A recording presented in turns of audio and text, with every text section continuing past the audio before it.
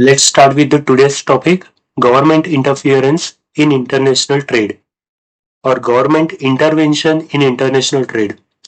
Government imposes some barriers and interfere to restrict international trade, generally to promote export and restrict import. So there are two terms, export duty and import duty.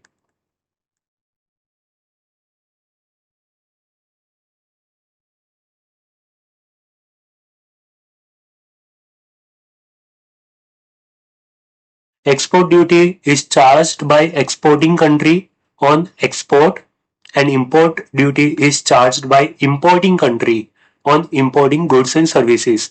For example, India manufactures pen and export to China. So at the time of export, government charges export duty. On the contrary, if India imports luxury car from USA, at that time government charges import duty. So what are the objectives of government intervention in international trade? Let's discuss. First point, to raise government revenue. By charging these duties, government earns money on it, so there will be increase in government revenue. Next, to protect domestic industries. If import duty is higher, so the importer will import less quantity. If importer imports less quantity, then there will be more purchase of domestic product. This is how government can protect domestic industry by raising import duty. Next, to reduce balance of payment deficit. As we know that India is in deficit from so many years, so balance of payment deficit can be reduced by two ways, either by promoting export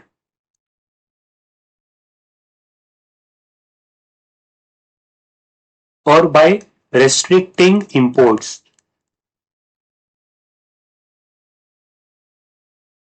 If exports are promoted, then there will be more revenue, and if imports are restricted, then there will be less expenditure or less payment. So ultimately, balance of payment, receipt side will increase and payment side will decrease. So ultimately, deficit will reduce and balance of payment will move towards surplus. Next topic, trade barriers.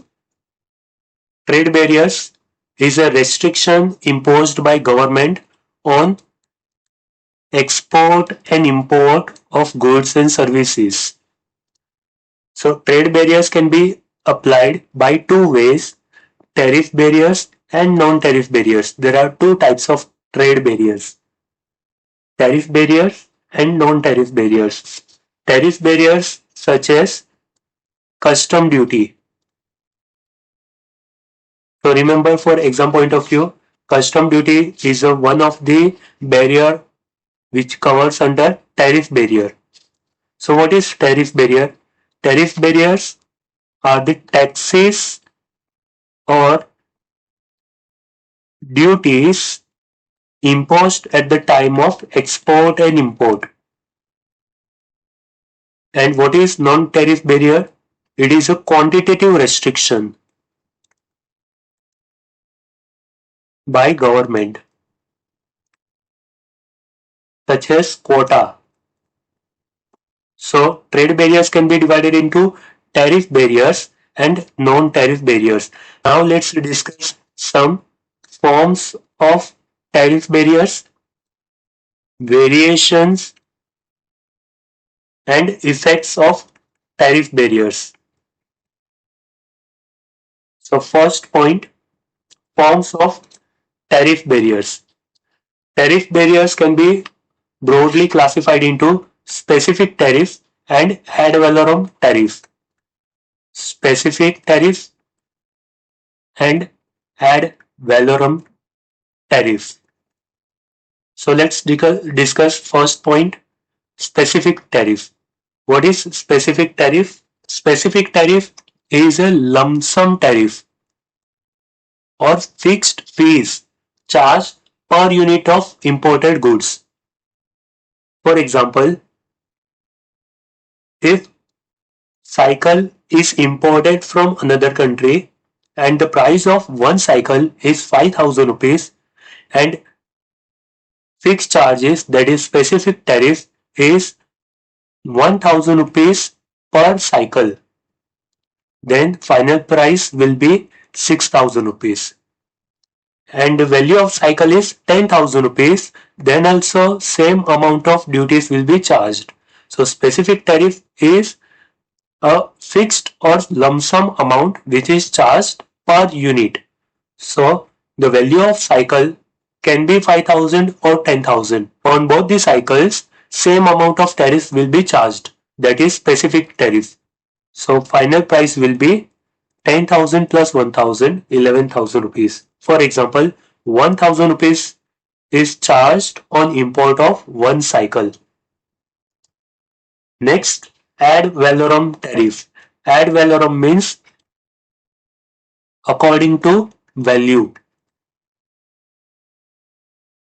Ad valorem tariff is charged in percentage form. If value increases, then tariff will also increase. Example, 10% of value of imported software or 20% is charged on value of cycle. So the value of cycle is 5000 rupees and tariff is charged at the rate 20%. So 5000 into 20%, 1000 rupees, the final price will be 6000 rupees.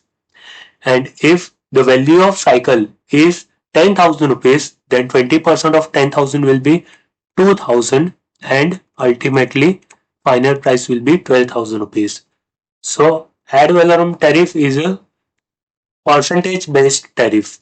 It is charged in percentage format on value, percentage of the value.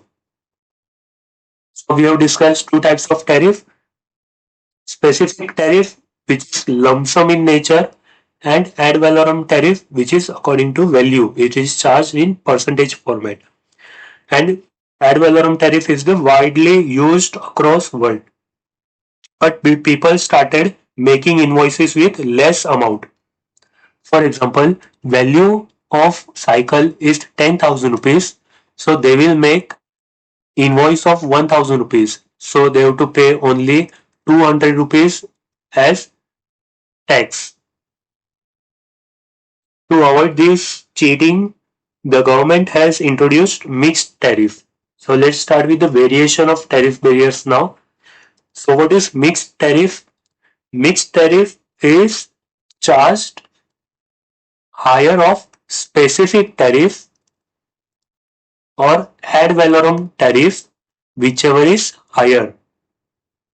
So either specific tariff or ad valorem tariff will be charged.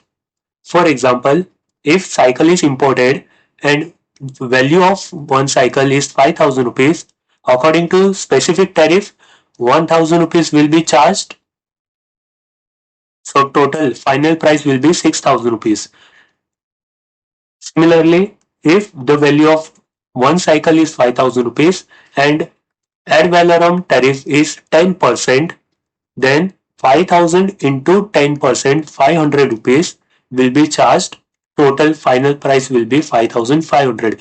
Whichever is higher, so 6000 rupees will be the final price. It means 1000 rupees specific tariff will be charged as per mixed tariff. So remember, specific tariff is a fixed or lump sum amount charged per quantity.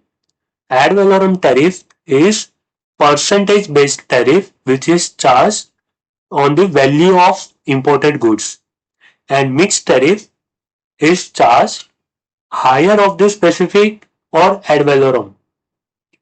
Next is compound tariff. Compound tariff is also called as combined tariff. It means tariff will be charged specific tariff plus ad valorem tariff. So if the value of one quantity of cycle is 5000 rupees, then 1000 rupees as specific tariff and 10% of 5000, that is 500 rupees, total 1500 rupees will be charged. This is compound tariff. So remember, mixed tariff is either or, and combined tariff or compound tariff is combination of specific and ad valorem tariff. Next is technical barriers. It is charged on particular product and also on additional product that has come with the main product. For example, if electric vehicle is purchased and company provides additional battery along with vehicle, so tariff will be charged on car and battery. For example, 50,000 rupees of tariff is charged on car and 1000 rupees tariff is charged per battery, then total 51,000 rupees will be charged as a tariff, as a technical barriers or technical tariff. Technical tariff is 51,000 rupees. But if company provides two batteries, then total 52,000 rupees will be charged as technical barriers. If company provides three batteries, then this will be 3,000 rupees and total of 53,000 rupees will be charged as technical tariff. So remember, technical barriers or technical tariff is charged on particular product which is imported and also on additional product that has come along with the main product. Next is tariff rate quota. If the value of goods is below specific limit, then low tariff will be charged, and if the value goes beyond that limit, then higher tariff will be charged. For example, if the value of goods is below 10,000 rupees, then 10% will be charged. If the value is more than 10,000 but less than 15,000 rupees, then 12% will be charged. If the value is more than 15,000 rupees but less than 20,000 rupees, then 15% will be charged.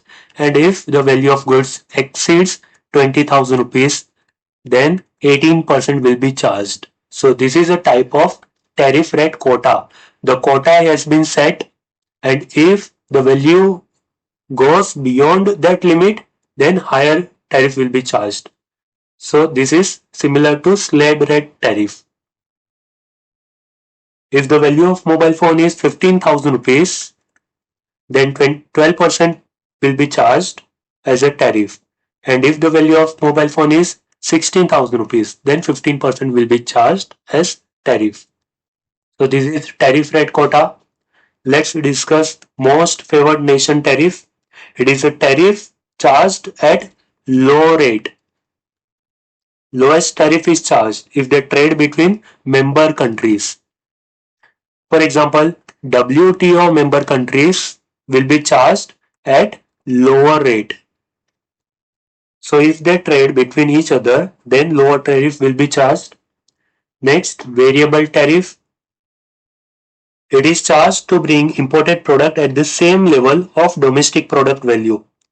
For example, if the value of bread in domestic market is 30 rupees and if imported bread is for 20 rupees only, so 10 rupees will be charged as a variable tariff to bring the value same as domestic value. So if the value of imported bread is 25 rupees, then 5 rupees will be charged as variable tariff. So the price of domestic product and imported product will be same. Next is preferential tariff. It is an agreement between two or more countries to charge low tariff or no tariff from each other. It is a bilateral agreement. Bilateral means two-sided agreement. For example, if European Union member countries trade between each other, then no tariff will be charged. So it is a kind of preferential tariff. Similarly, NAFTA, North American Free Trade Agreement. If Canada, Mexico, and USA exchange goods among themselves, then no tariff will be charged.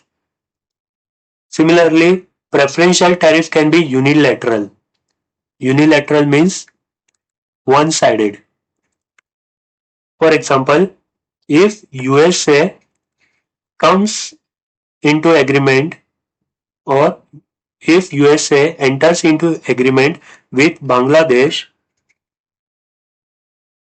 that no tariff will be charged, then it is a unilateral tariff, unilateral preferential tariff. Here, rich country will not charge tariff from poor country or underdeveloped country.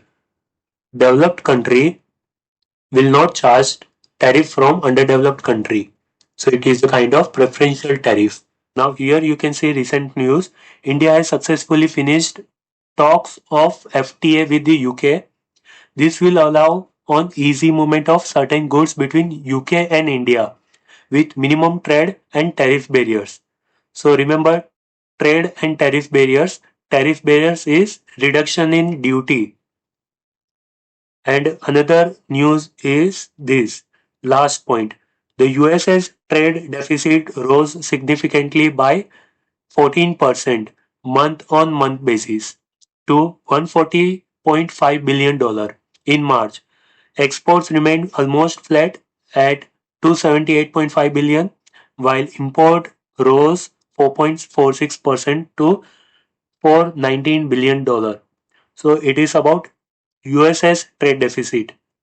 It means USA trade deficit is rising. It means balance of payment is going negative. So similarly, if you want to know about India's trade deficit, then you can visit RBI website. There you will find balance of payment statement in US dollar and in Indian currency also on month basis. Next, bound tariff and applied tariff. Bound tariff is a maximum limit or maximum rate of tariff that is charged on specific commodity only. For example, India exports goods to England and bound tariff is 10% on wheat. And if actual tariff is 8%, then it is applied tariff. So, what is bound tariff? A maximum limit which no country can exceed the limit. So, India and England cannot exceed the tariff rate beyond 10%. And actual tariff is current rate. Currently 8% is charged, so it is an applied tariff or actual tariff. Next is accelerated tariff. It means higher tariff will be charged on finished goods and low tariff will be charged on raw material. High tariff on finished goods and low tariff on raw material. For example, if car is imported from another country, then high tariff will be charged. It is a kind of finished goods. But if raw material is imported from another country, such as engine, tire, chassis, are imported from another country, so low rate of tariff will be charged. What is the reason behind this? So If we import raw material, then country can generate employment. It helps to generate employment in the country. So escalated tariff is charged at higher rate for finished goods and low rate on raw material. Next is prohibitive tariff. When tariff is set too high that no import take place. Rather than putting complete ban on specific goods, government decide to impose prohibitive tariff. For example, government charges 300% of tariff on musical instrument.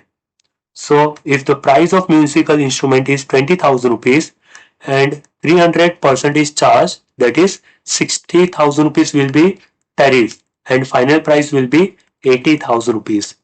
So it will become 4 times expensive. So the prohibitive tariff is a type of tariff which is charged rather than putting complete ban. So high tariff will be applied 3 times or 4 times tariff will be applied so that no import can take place. Next, import subsidies. Sometimes government provides subsidies on selected items imported. For example, medicines. So that medicines can be available to general public at lower rate. Now, trade distortion, very important. This type of tariff is charged to reduce unfair trade practices. What are the types? So first, anti-dumping duty. When manufacturer sells goods in domestic market below current market price to distort competition. For example, Chinese mobile phone.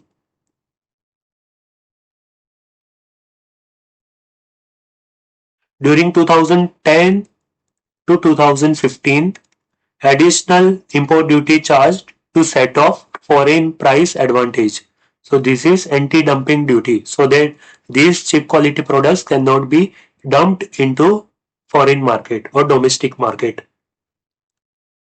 And next is countervailing duty. When exporting country allows subsidies on export, the home country imposes countervailing duty to set off the effect. So we have discussed the forms and variations of tariff barriers. Let's discuss the effects of tariff barriers. So what are the effects of tariff barriers? First point, it increases the government revenue. This we have already discussed that by charging export and import duty, it,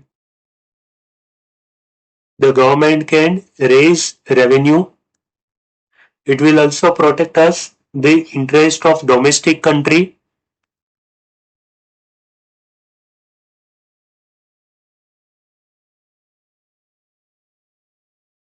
Domestic industry. If high tariff is charged, then final market price will be higher. So the customer will purchase less imported goods and start demanding domestic goods.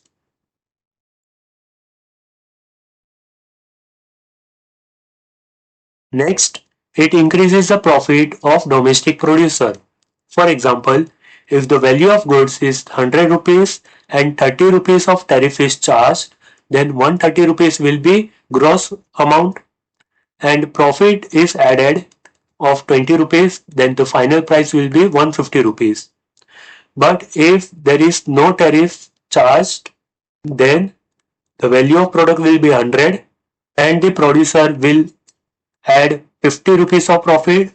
He sells goods at 150 rupees. So earlier the profit was 20 rupees, but now the profit is 50 rupees. So it will increase the profit of domestic producer. Next, loss of consumer surplus. Consumer surplus means disposable income. If high MRP is charged due to high tariff, then consumer has to pay high amount. Therefore, there will be loss of consumer surplus or disposable income. And last point, distortion, trade distortion. Rather than importing goods from another country, government encourages to produce goods domestically. For example, Make in India movement.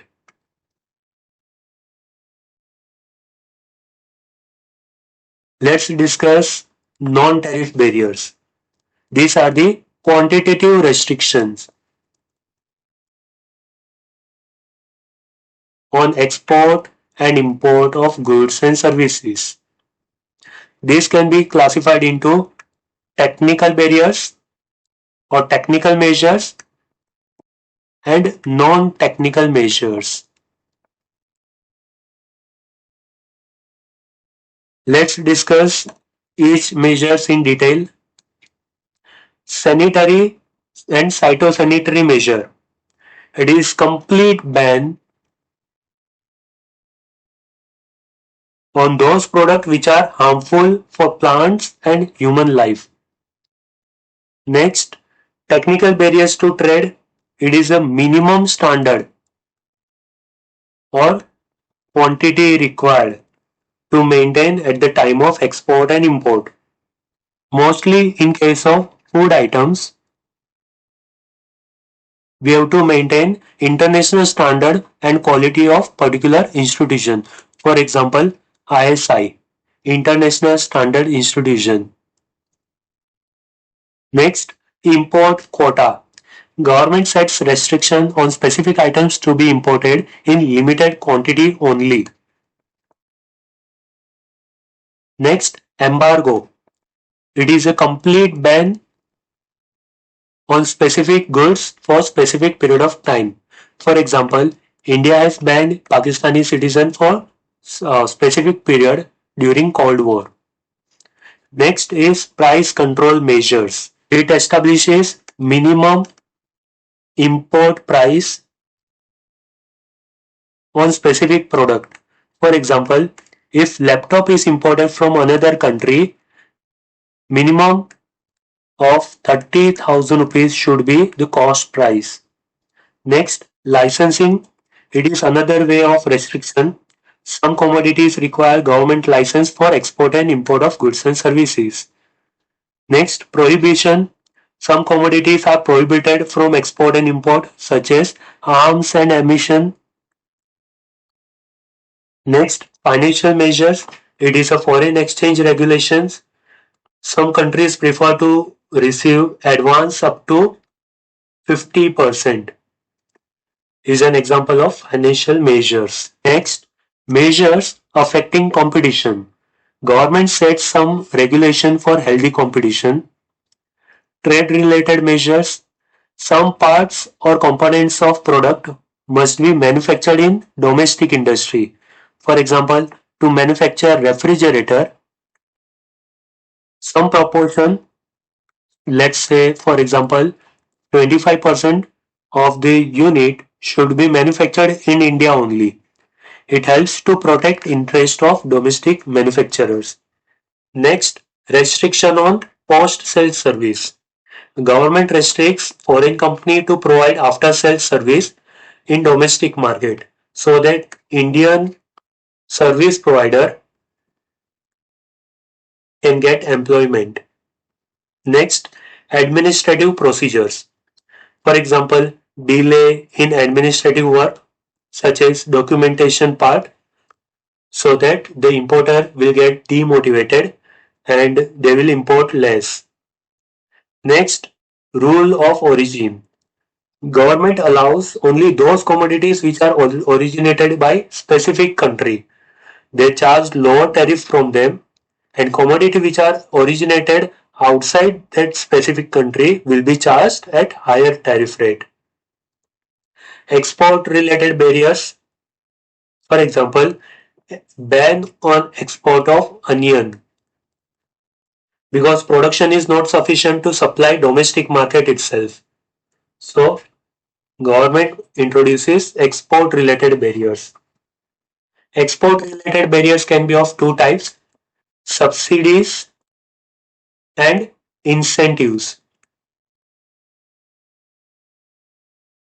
Subsidies: government allows subsidies on specific items to encourage export. For example, 10% of export duty will be reimbursed.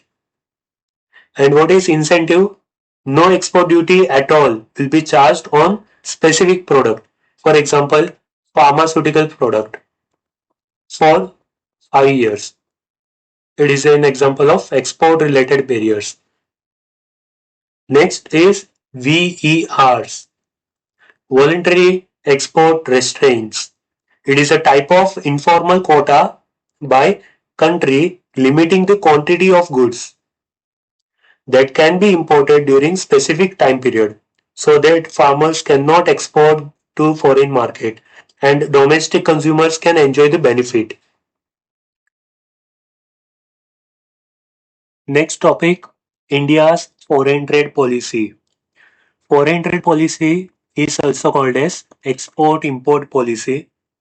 It is a set of guidelines established by DGFT, Director General of Foreign Trade.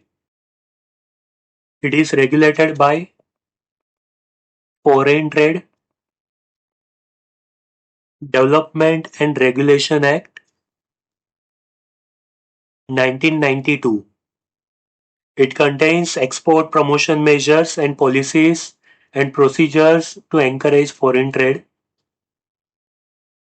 Let's discuss some history about foreign trade policy. In the year 1962, Indian government established review committee to know about what the charges are required.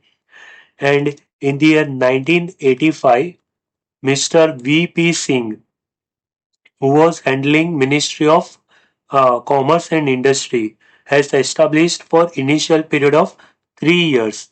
Then it was extended to 5 years. What are the objectives of foreign trade policy? First, to accelerate economy.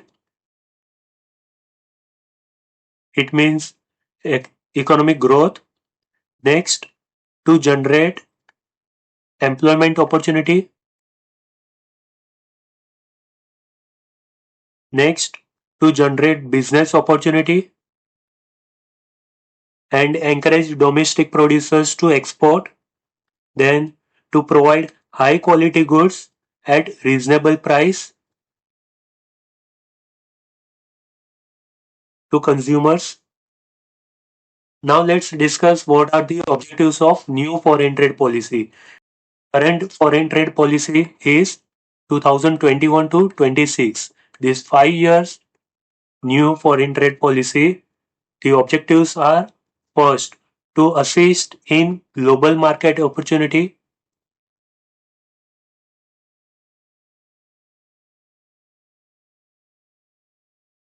Next, to boost primary, secondary and tertiary sector, that is agricultural, manufacturing and service sector.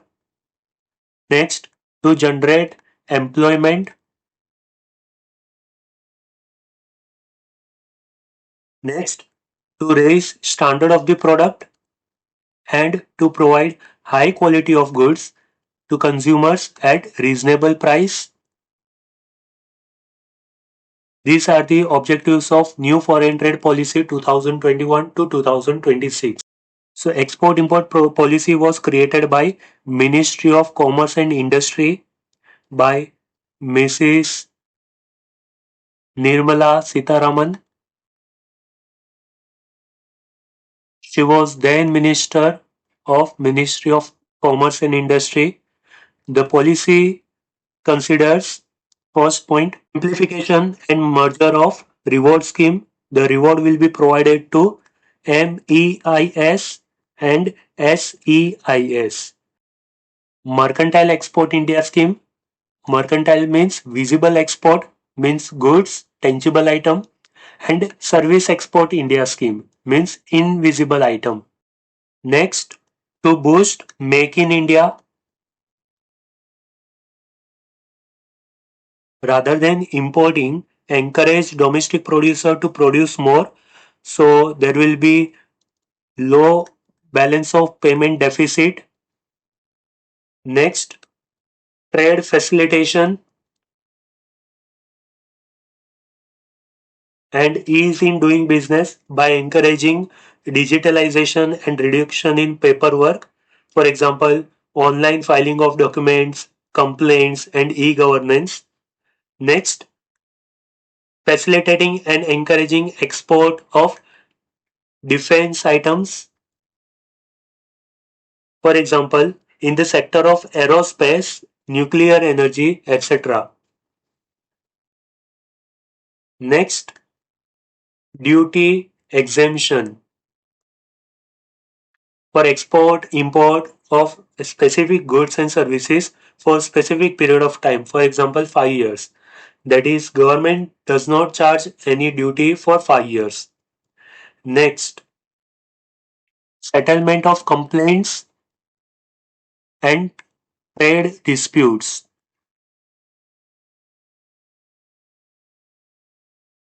Government has created special committee to settle disputes among different countries. And next point is additional ports allowed for export and import. For example, Calicut Airport at Kerala and Irakonam in Tamil Nadu. Let's discuss what are the expectations from current foreign trade policy. First is easy credit access. Ease in credit access means loan provisions from Export Import Bank to the producers. Then more support to raise quality and technology. Next, tax incentives for WTO compliance, World Trade Organization compliance. Next, infrastructure upgradation, which was priority of recent budget. Next, export awareness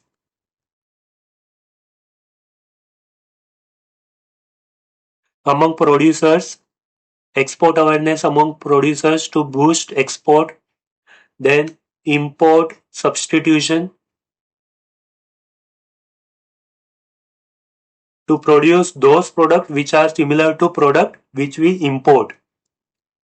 Next, correct imbalance in economy. Currently, we are exporting less and importing more. So there is imbalance in economy. So we are expecting to balance the economy by exporting more and importing less. So today we have covered three topics: government intervention in international trade, trade barriers, which is divided into tariff and non-tariff barriers, and India's foreign trade policy.